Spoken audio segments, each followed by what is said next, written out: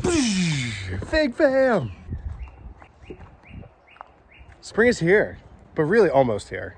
With spring almost being here, we enter the fig shuffle. I am also so excited to show you the growth that is happening here at the nursery.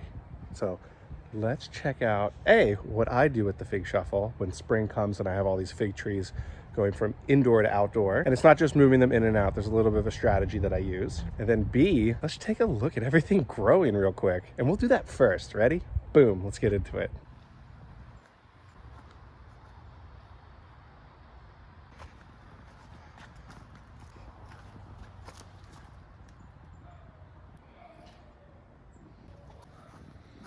Smith, Figo Preto. It's all 1-year-old growth, so we got nodes coming out of here. See, this is my dieback from all the way back from 2022 to 2023 winter. The Paradiso, which died back to the ground last year. So it's an all new growth.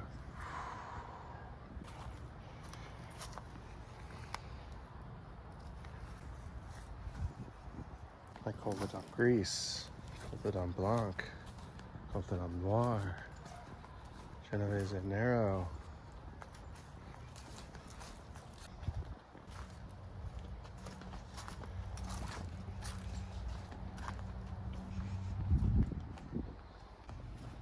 Martinique Ramada to the greenhouse.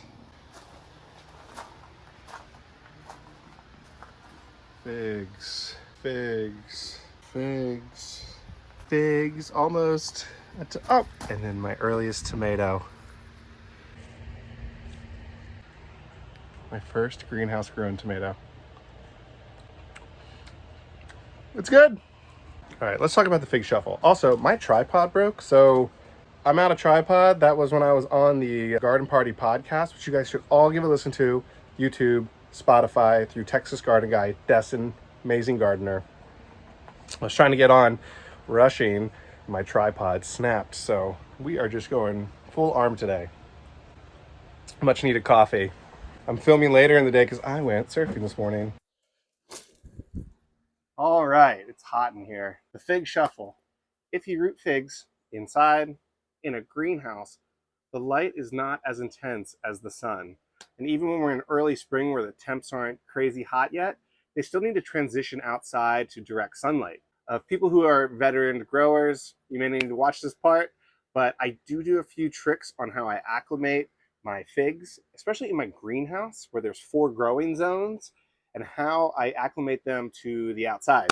So if you can see here, I have all these baby figs that are very comfortable in the hottest point of my greenhouse. So what I try to do is introduce them to the outside, first for a few hours, then for the mornings, then the afternoons, then the whole day. I kind of look at the day itself. If it's a cloudy day, they still get UV exposure. It's not quite as strong as a clear day. And that is a great time to capitalize on introducing them to the outside. I try to do it on days that are over 65 degrees, as it gets consistently over 65 in this greenhouse, and let them adjust to the outside as well. All in all, it takes about a week or so of really nice temperatures for them to fully acclimate the outdoors. So I have about 15 trees here, and I already have about 10 more that I've fully introduced to the outdoor weather. These were rooted about 2 months ago. I put them in pots for about 2 to 3 weeks now, and now I'm going to start moving them outside.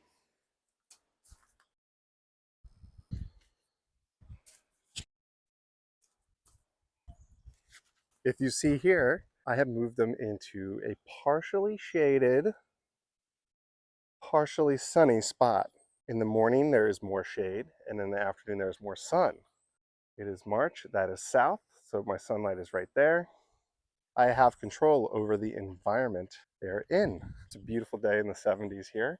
You can see I'm moving them out to this space. This solar exposure that I've been transitioning them to has a nice breeze that comes through here, and has a nice variance of shade and sun.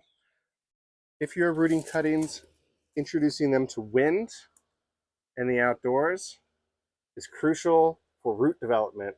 It really helps them strengthen their roots as well as strengthen their new growth. Again, I am taking my cuttings that look the strongest, my cuttings that have grown the most robust, and I'm letting them get comfortable with full sun gradually. So taking them out for part of the day, bringing them back in. It's a less glamorous part of my gardening regimen, but it keeps them from getting stressed and it keeps them from getting sunburnt. They'll actually strengthen after this. If you bring them out too soon, they can get stressed and they can die from this. The other alternative, which is more common, is that they will get sunburnt. It doesn't mean that they are dying. The leaves aren't grown for full sun exposure, and they will get burned, they'll fry, and they'll die off, but the new growth that comes up will be ready for full sun.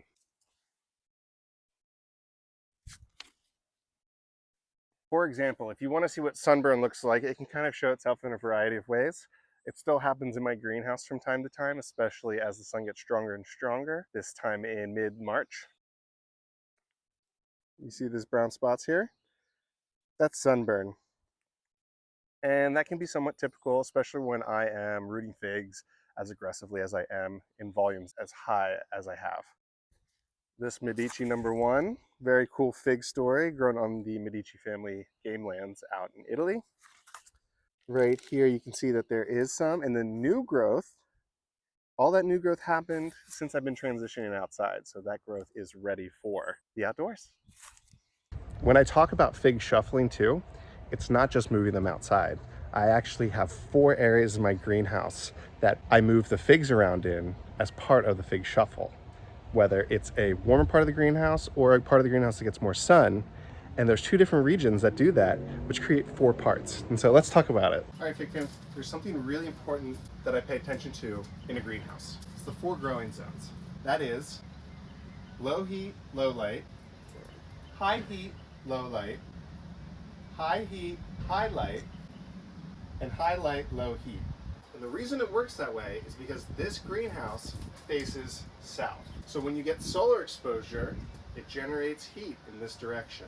And so how I manage my cuttings is how the heat is distributed in this greenhouse and how the light is distributed in this greenhouse. So you have your high light region and your low light region. You have your high heat region and your low heat region, right? So if you look over here in my low heat area, things that take less maintenance are my succulents. So this is their little hangout, their enclave. While the plumerias are dormant, they also hang out in this space. However, I'm rooting cuttings all winter, so what do they need? They need high heat and high amounts of light. So they get this quadrant up here. Ones that are smaller cuttings, they're weak or stressed, I bring them to a lower light environment that has higher heat. Now if you look at my back wall, if you want to come in, I have 3 tiers of figs, and they get more light each time they go up, and they have less heat and higher heat. So I pay attention to all these heat elements, and this is part of my bigger fig shuffle. When they're up here in this full light and they're comfortable enough with this full sun, they're not getting burnt, I can tell they're comfortable when I see them pushing out new growth. So recently transitioned cuttings up here, when they start pushing out new growth, that's how I actually know they're comfortable. When they're this comfortable, we can transition them outside. There's a method to the madness of fig hoarding. So now that I know that this has been comfortable in the greenhouse in the full sun, high heat area, I'm moving it outside for some outdoor sun. I'll have a few more hours of full sunlight here, so I'm going to let it get adjusted here without getting too stressed. All right, come with me. Also, special shout out to my wife, the camera person. She's been very patient with me. As trees get more comfortable here and more comfortable here, they go all the way up here. As they get more comfortable in that full sun, we're going to transition them outside. Again, see how there's sunburn on here? I'm not ready to move that outside yet. I want it to adjust and let this bud swell and put out new growth before bringing them outside. I'm just hedging myself. You can bring them out there. You can bring them out for 30 minutes. This is just my system. This one right here, this LSU purple, these are brand new. And so I'm going to bring it outside for a little bit. This yellow you see here, that's just pollen from the pine trees that are here in coastal North Carolina right now. The longleaf pines are pollinating right now, and it is wild. It's all over everything. It's like a snowfall. So I'll bring this one outside too. All in all, it's a way for me to manage the comfort and the health of my fig trees and getting a system down. I've only done the nursery thing for what, 1.5 to 2 years now? I've grown fig trees for a very long time, but it's important I establish these SOPs because if I'm a one-man operation, I want to move more efficiently in the future. So I found this system to be really easy for me to manage my fig trees, especially with the greenhouse and moving them outside, where they eventually transition out to my main nursery area. Now, I'm going to show you guys a little something special. I have the bocce court here, and I really want feedback because I think I might be foregoing the bocce court or I might be keeping it. But I really need your help on this, is I am thinking about making this whole row here fig trees, just like the outside. So it would be a dedicated nursery space just for trees versus keeping it open. So again, taking this right here and making a whole row down the middle of another 7 trees in ground. And if I do that, I'll ask you guys which trees I should put on the ground. And I'll list the ones I already have in the ground. But let me know if there's any trees that I should consider putting in the ground here. And then I'll give you my thoughts down in the comments below. All right, so spring is here. It's warm, it's sunny. We're still in that window for a freeze, which I'm really nervous about. But I'm hopeful that Punxsutawney Phil called spring early this year, so these trees can stay outside. In the event that it gets cold, they're still in pots, I can shove them all in the greenhouse. I still have enough space for that, and we'll go from there. Our normal last freeze is April 1st, and so after April 1st, I am typically comfortable with everything waking up then. But hey, if you guys have questions about how I operate in my greenhouse and rotating my trees around, I know a lot of you don't have a greenhouse, some of you do, but if you have questions about moving your fig trees from indoors to outdoors, please reach out with questions. Let's talk in the comments below. And I just want to say thank you, Fig Fam, and I'm hoping you guys are getting some nice warm spring weather too and enjoying 2024 so far. All right, take care, Fig Fam. Thank you.